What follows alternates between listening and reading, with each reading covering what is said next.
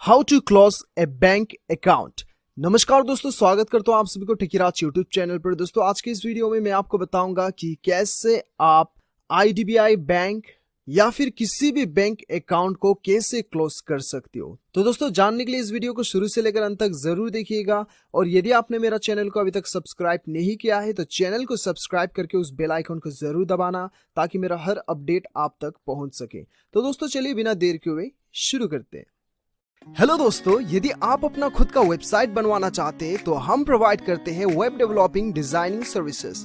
हमारी टीम से वेबसाइट बनाने पर आपको मिलेगा fast and quality services, 24/7 support, AdSense approval. Website दिए गए डिटेल्स पर कांटेक्ट करें और आज ही अपना वेबसाइट बनवाएं। Thank you. तो दोस्तों सबसे पहले तो आपको क्या करना है दोस्तों, देखिए आप गूगल में सारा कुछ सर्च कर लीजिए या फिर यूट्यूब में सर्च कर लीजिए।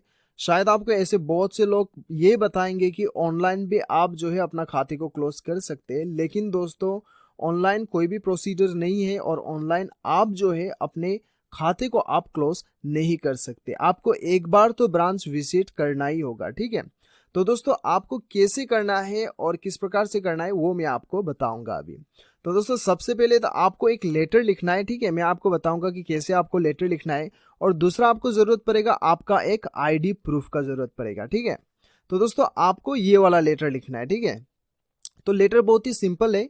यहाँ पे आपको क्या करना है, टू द मैनेजर और ब्रांच का नाम लिखना है यहाँ पे, ठीक है। टू द मैनेजर और ब्रांच का नाम लिखना है और यहाँ पे ब्रांच का एड्रेस लिखना है, ठीक है। उसके बाद सब्जेक्ट में आपको क्लोज बैंक अकाउंट लिखना है।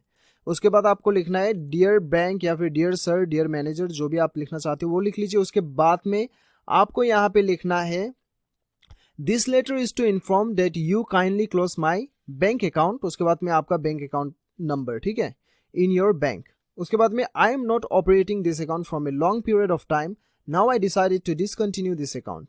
उसके बाद में आपको क्या करना है, I am returning my debit card, passbook and cheque book to the bank branch, ठीक है। ये इतना लिखना है आपको।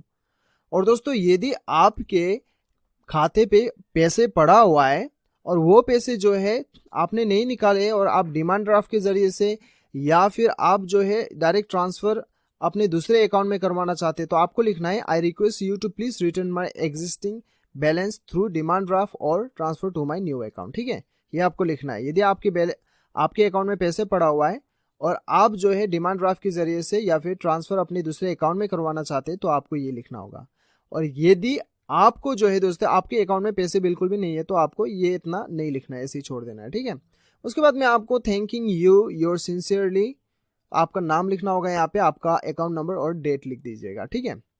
तो दोस्तों ये लिखने के बाद में आपको जेरोक्स करना होगा, प्रिंट कर लीजिए। प्रिंट करने के बाद में प्रिंट कॉपी में आपको अपना आईडी प्रूफ आपको पेस्ट करना होगा, चिपका दीजिएगा, स्टेपलर से चिपका दीजिए। उसके बाद में वो लेके आप अपना बैंक में चले जाइए और ब्रांच मैनेजर को जाके आप दे दीजिए। आपका इंस्टेंट अकाउंट जो है आपका बंद हो जाएगा, ठीक है।